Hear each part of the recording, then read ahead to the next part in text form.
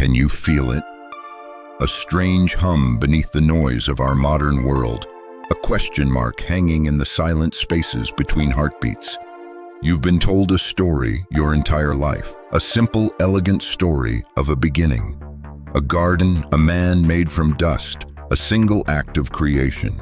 But what if that story, as beautiful as it is merely the cover of a book whose most terrifying and glorious chapters have been ripped out? What if the real beginning was something so vast, so chaotic, and so magnificent that it had to be hidden from us, buried under millennia of doctrine and dogma? Tonight, we are not here to read the book you know. We are here to find the missing pages. We are going on a journey into the void before the void, to a time before time was measured, to uncover a secret creation that predates Adam himself. What you are about to hear will challenge the very bedrock of your faith, your history, and your understanding of reality. The ending of this exploration, I promise you, is something you will not see coming. So before we descend into the abyss of what was, I want you to anchor yourself in the now. Tell us in the comments below, where in the world are you listening from? And what time is it on your clock? Let's mark this moment together, you and I, before the familiar world begins to dissolve. Comment with your location and your time, and then take a deep breath. The truth is waiting. The sacred narrative of Genesis, the one etched into the consciousness of billions, opens with an unparalleled declaration of divine power and order. In the beginning, God created the heavens and the earth. These words resonate through the corridors of history with an unshakable finality, painting a picture of a master architect bringing form and purpose out of nothingness. It is the story of light conquering darkness, of water separating from land, of life blossoming in a world meticulously prepared for it. It sets the stage for humanity's grand entrance, a creation story filled with majestic cadence and profound simplicity. But if you dare to listen closely, past the thunderous proclamation of Genesis, you can hear a fainter, more ancient echo. It is a whisper from a forgotten corner of Scripture, a place where the story of creation seems to begin before the beginning we all know. This clue is not buried in some obscure text, but is found in what many scholars believe to be the oldest book in the entire biblical canon, the Book of Job. Here, in a moment of cosmic confrontation, God himself pulls back a curtain on a reality that shatters our tidy timelines. He challenges Job, and by extension, all of humanity, with a question that reverberates with the force of an exploding star. Where were you when I laid the foundations of the earth? Tell me if you have understanding. Who determined its measurements? Surely you know. Or who stretched the line upon it? To what were its foundations fastened? Or who laid its cornerstone when the morning stars sang together and all the sons of God shouted for joy? Stop. Let those words penetrate the walls of your understanding. Absorb the scene God is painting. The earth's foundations are being laid, its cornerstone set in place. This is the very genesis of our world. Adam has not been sculpted from the dust. Eve has not been formed from his side. The Garden of Eden is not even a thought in the divine blueprint for humanity, and yet there are beings present, not just present, but celebrating. The morning stars are erupting in a celestial symphony, and a chorus of beings, identified as the sons of God, are shouting in ecstatic joy. Who are they? Who are these enigmatic witnesses to the birth of our planet? Have you ever truly contemplated the staggering implications of this verse? How could there be a choir of joyful, intelligent beings if humanity had not yet been created? The text does not describe them as formless spirits or abstract concepts. The original Hebrew, Bene Ha-Elohim, is a specific and powerful term. It does not mean good men or followers of God in a human sense. It designates a distinct class of beings of a divine or celestial origin. They are not the human lineage of Seth, as some later interpretations have tried to suggest. because Seth's lineage would not exist for generations to come. They are something else entirely, something other. While the book of Genesis methodically guides us through the 7 days of Earth's refurbishment and creation, the book of Job rips a hole in that narrative, giving us a breathtaking glimpse into a pre-Adamic reality. It forces us to ask an unsettling question. Is Genesis the story of the beginning of everything, or is it the story of the beginning of our world, the beginning of humanity's chapter in a much larger, older cosmic saga? What if there was a previous age, an earlier creation, a chapter of existence that was so profoundly different, or perhaps so catastrophically failed, that it was deliberately omitted, almost entirely erased from the mainstream record? Let your imagination transport you to that primordial moment. Stand at the precipice of existence before the first sunrise, before the first drop of rain, before the first human breath. There is no soil beneath your feet, only the swirling, raw potential of a world being born.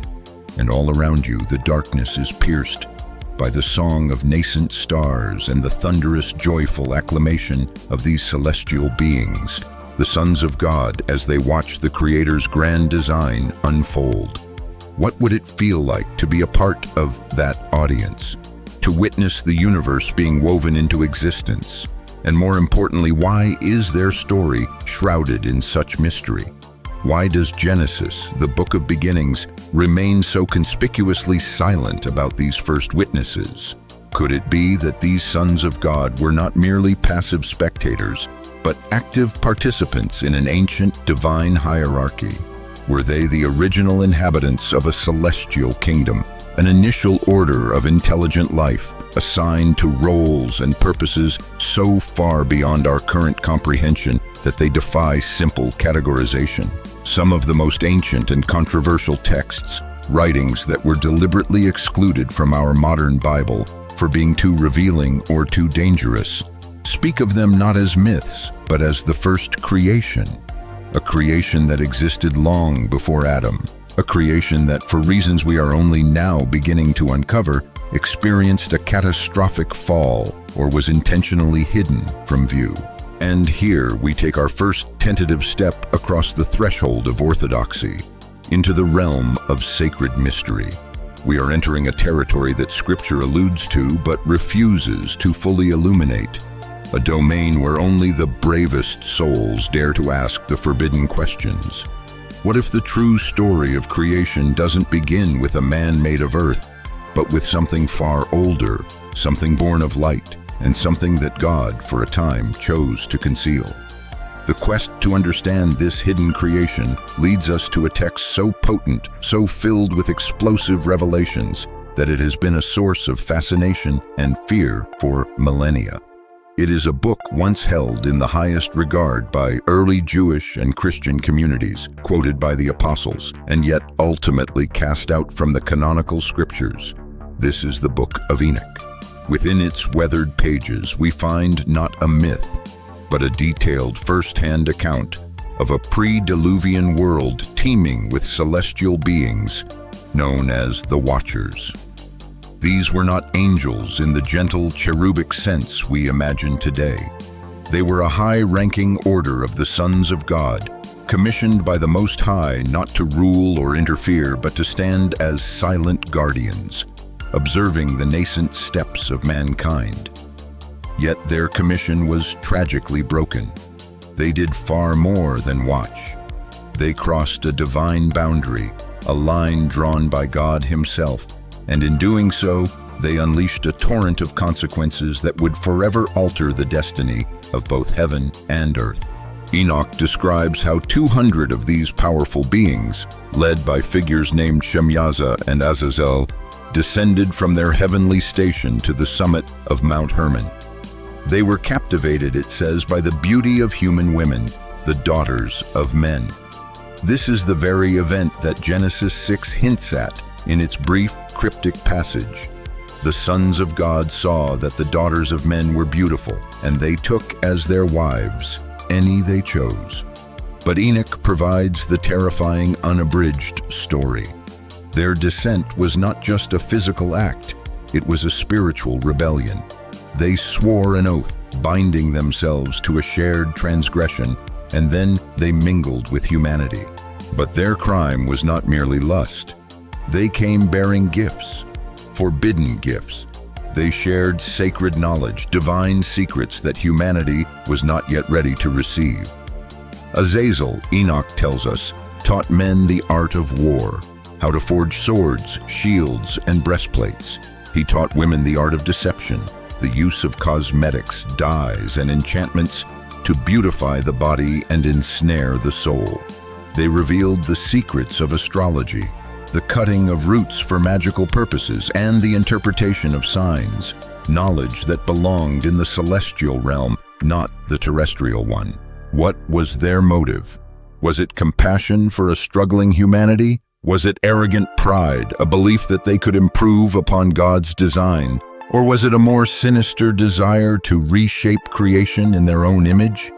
To create a hybrid civilization that blurred the lines between the divine and the mortal? Whatever the reason, this act represented the first tremor of a cosmic earthquake, a fall that began not on earth with an apple, but in the heavens with a choice. Have you ever stopped to truly ponder the nature of such a being? What kind of entity, surrounded by the glories of heaven, would willingly abandon its post to entangle itself with the fleeting lives of mortals?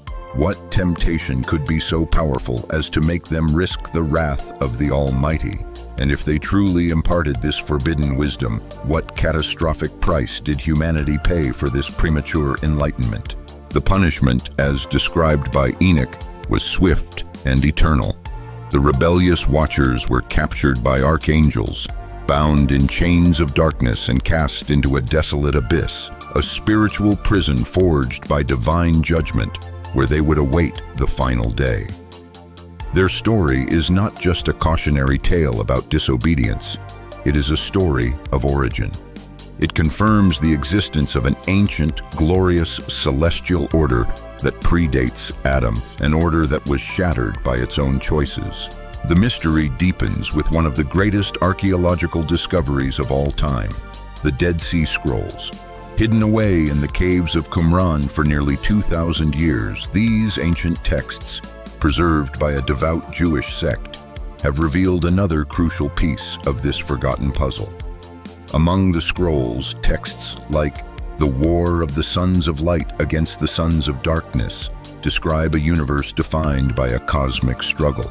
They speak of battles between realms of light and shadow, of a war not between nations, but between spiritual realities. And crucially, many of these texts imply that this conflict, this spiritual chaos, existed before the creation of man. Could it be that Adam was not the beginning, but a divine reset, a do-over? Imagine the paradigm shift. You have been taught your entire life that Adam was plan A.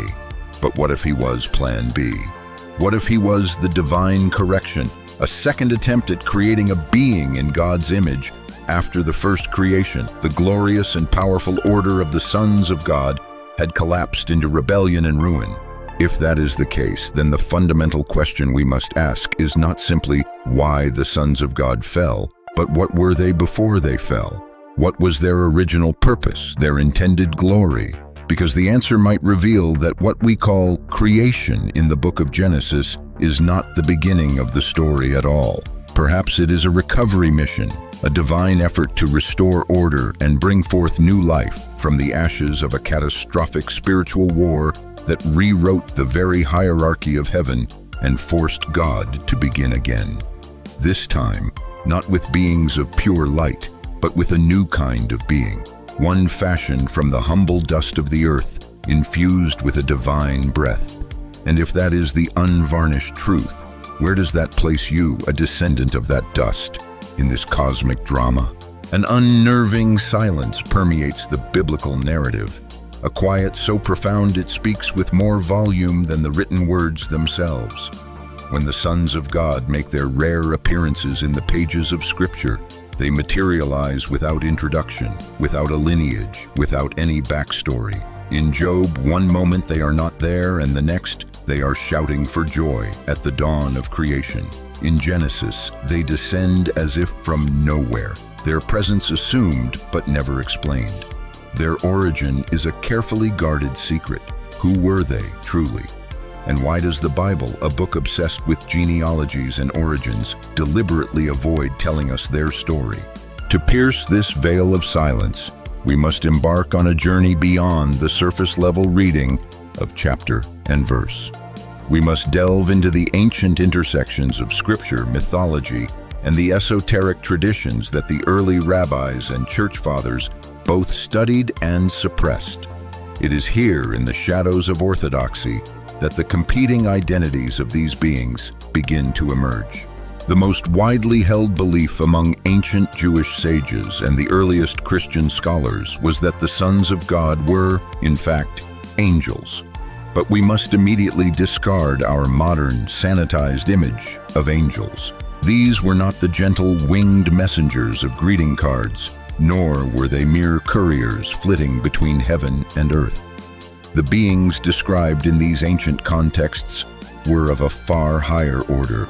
They were cosmic governors, celestial princes, the Watchers, members of God's own divine council. Have you ever read Psalm 82 with a critical eye? It paints a scene that should shock every modern reader. God stands in the divine assembly. He renders judgment among the gods.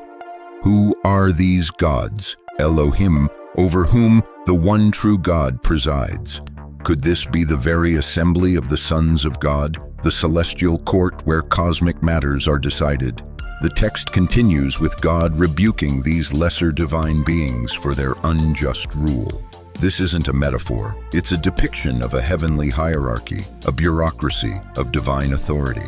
Furthermore, in the book of Daniel, we get another glimpse of this structure when an angelic being explains his delay to Daniel, saying he was withstood by the prince of the kingdom of Persia, a celestial being assigned to that nation, until the archangel Michael came to his aid.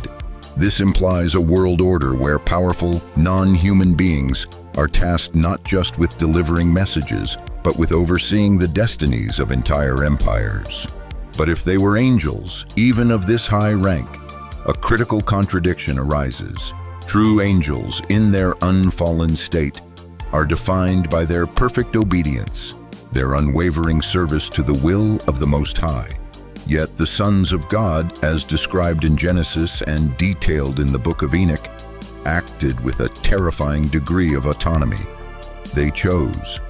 They acted not as loyal servants, but as beings possessing a dangerous and independent agency. They abandoned their posts, crossed forbidden boundaries, took wives, shared celestial secrets, and created hybrid offspring. Their actions were driven by intent, desire, and will, not by divine command. So, the question deepens. If these beings possessed free will, held immense authority, and wielded cosmic power, were they truly just angels as we understand the term, or were they something more, something closer to sovereign rulers than to messengers?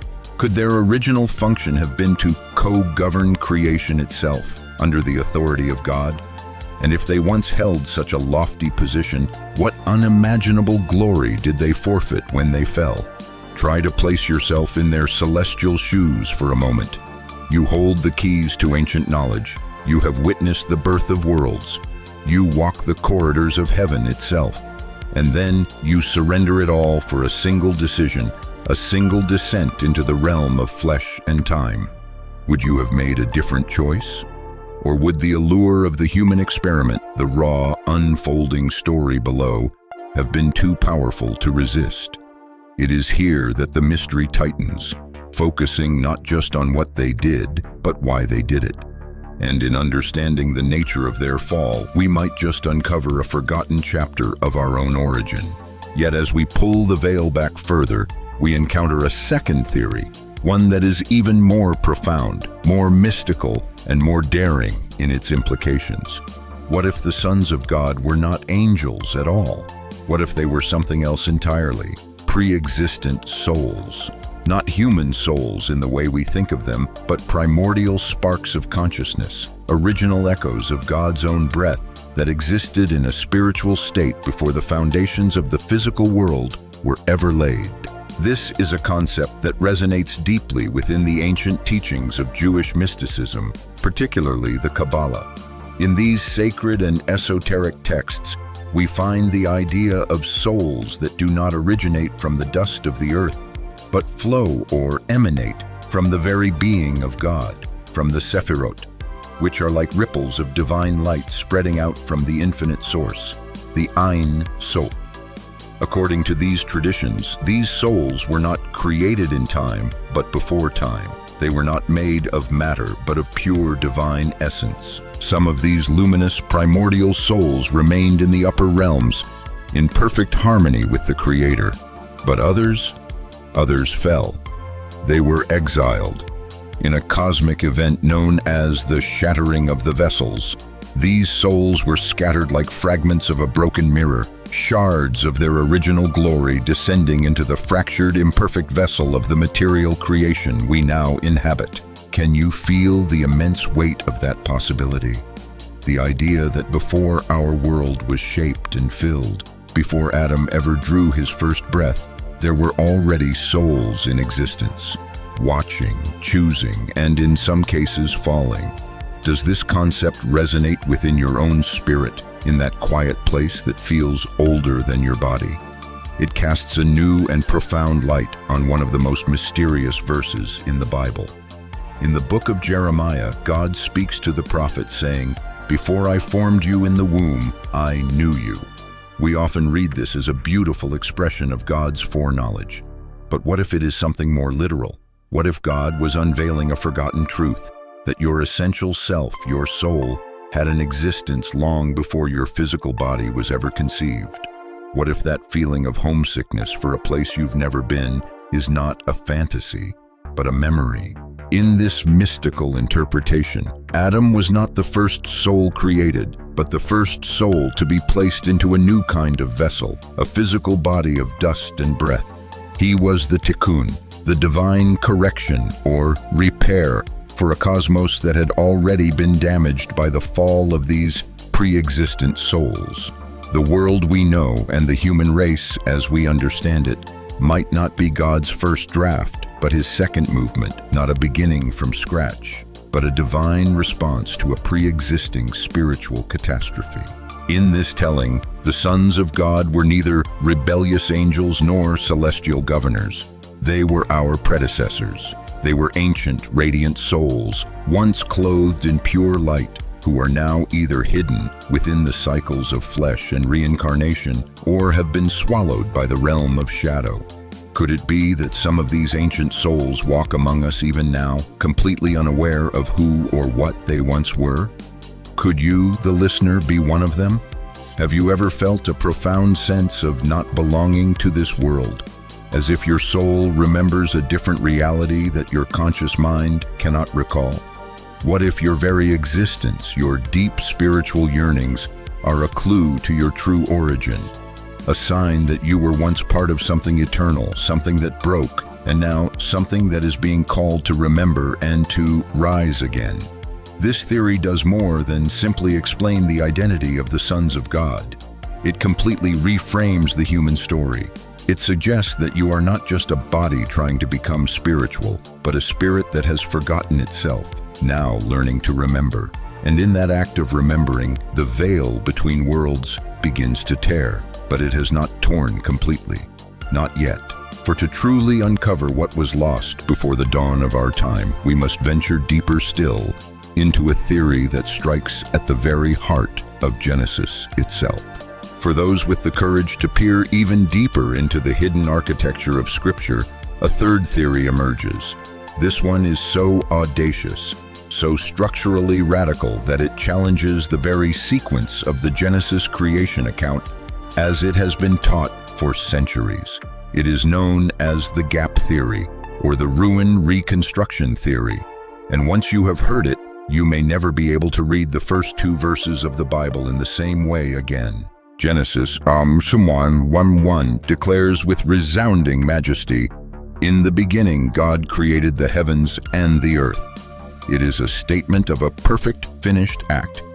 But then the very next verse takes a jarring and cryptic turn. And the earth was without form and void, and darkness was upon the face of the deep. To the casual reader, this flows as a single, seamless narrative. God created a formless raw material, and then he began to shape it. But a closer look at the original Hebrew beneath the English translation reveals a subtle but world-altering linguistic possibility. The Hebrew word translated as was in the phrase, "the earth was without form and void," is haya. While haya can indeed mean was, it can also, and often does, mean became. The same word is used later in Genesis when Lot's wife became a pillar of salt. She wasn't created as a pillar of salt. She was transformed into one by an act of judgment. Now, reread Genesis 1:2 with that understanding. In the beginning, God created the heavens and the earth became without form and void, tohu wabohu, and darkness was upon the face of the deep. The implication is electrifying. What if the earth did not begin as a chaotic, formless mess, but became that way? What if a cataclysmic, unrecorded event transpired between the perfect creation of verse 1 and the ruined state of verse 2? A divine rupture, a cosmic war, a judgment so profound that it left a once beautiful and inhabited world in complete and utter ruin, erased and plunged into darkness, buried beneath a global flood of cosmic silence.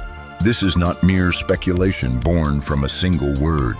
Echoes of such a forgotten world, a primordial creation, resound across the myths and legends of nearly every ancient civilization. The Sumerian and Mesopotamian epics tell of divine beings crafting earlier realms, only to watch them descend into chaos and be destroyed. The ancient Egyptians spoke of a time of the gods, the Zep Tepi, a golden age ruled by a divine order that eventually perished in fire and judgment. The oldest Hindu texts describe cycles of creation and destruction, or yugas, suggesting that our current age is but one of many, with previous worlds having risen and fallen.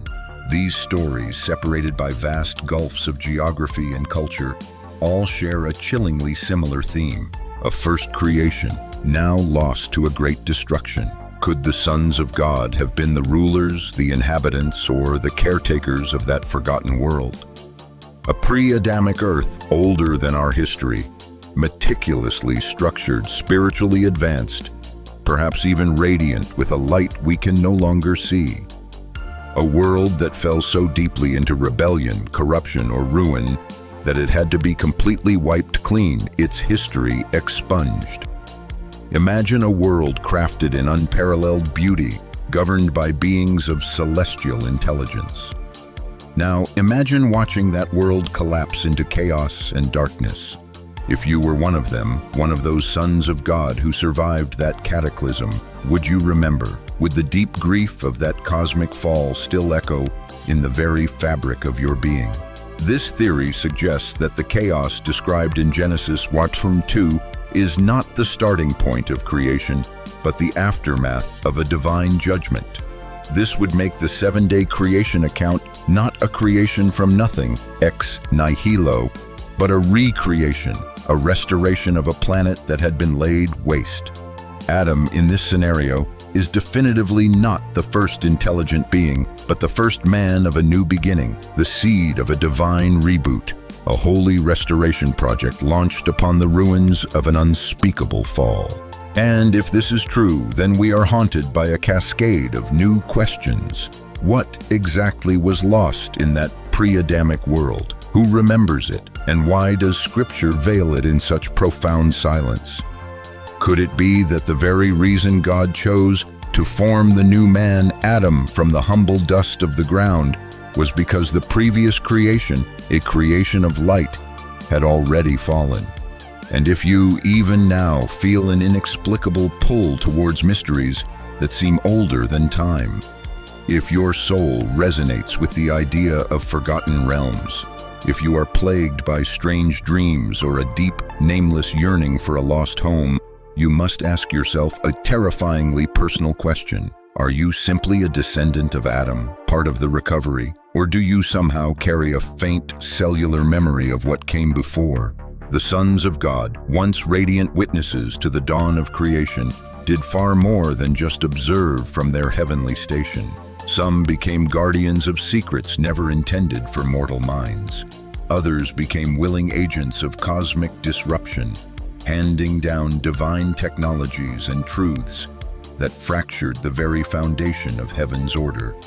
In their descent, our world was irrevocably altered. But here lies the most unsettling truth of all. The Great Flood, that cataclysmic cleansing of the earth, may not have succeeded in erasing everything. The symbols of their knowledge remained etched into megalithic stone. The rituals they taught were passed down in secret, whispered through generations of initiates. Their names, though forbidden in holy texts, survived in the shadowed pantheons of mythology and the pages of obscure grimoires. Some traditions say the Watchers were imprisoned in the abyss forever, but other, more chilling whispers suggest they never truly left. Now, pause for a moment and look at the world around you. Not the world of 2,000 years ago, but the world of today. We live in an age of unprecedented technological acceleration. The stone tablets of ancient law have become the glowing screens of digital code. The sacred vibrations and incantations of the mystics have become the frequencies and algorithms that govern our lives. The forbidden knowledge that was once passed secretly through initiation, fire, and vision is now pulsing through the very air we breathe, invisible, global, and constant. Could it be that the ancient forbidden knowledge, the very power the Watchers unleashed, the power that was so dangerous it required a global cataclysm to contain it, is now reawakening, not in remote temples or hidden scrolls, but through the fiber optic circuits and glowing screens that dominate our existence? Could it be that the same seductive power that once corrupted an ancient civilization is now being repackaged and sold to us as progress? Are we not, at this very moment, pursuing the power to alter life at its genetic core, to create artificial intelligence that mirrors consciousness, to unlock the secrets of the cosmos, not through reverence but through brute calculation? If so, then we are no longer just students of an ancient mystery. We are active participants in its terrifying final act. We are stepping directly into the consequences of a rebellion that began before time. Because divine knowledge, once unlocked, never returns without an impact. And once the forbidden box is opened again, the world can no longer remain the same. So I ask you now, not as a passive viewer, but as a fellow traveler on this path of discovery, as a soul grappling with these immense truths, do you believe the influence of the sons of God, the Watchers, still lingers in our world? Could they be hidden among us, still observing, still guiding, still waiting for the right moment? Let me know in the comments. I truly want to hear what your spirit, your intuition, is telling you in this moment. Type truth in the comments.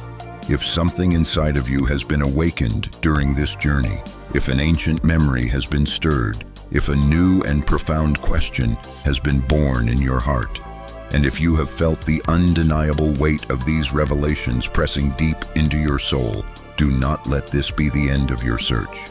This is a journey, not a destination. Don't forget to like this video and, more importantly, subscribe to our channel and tap that notification bell, because what we have uncovered tonight is only the beginning.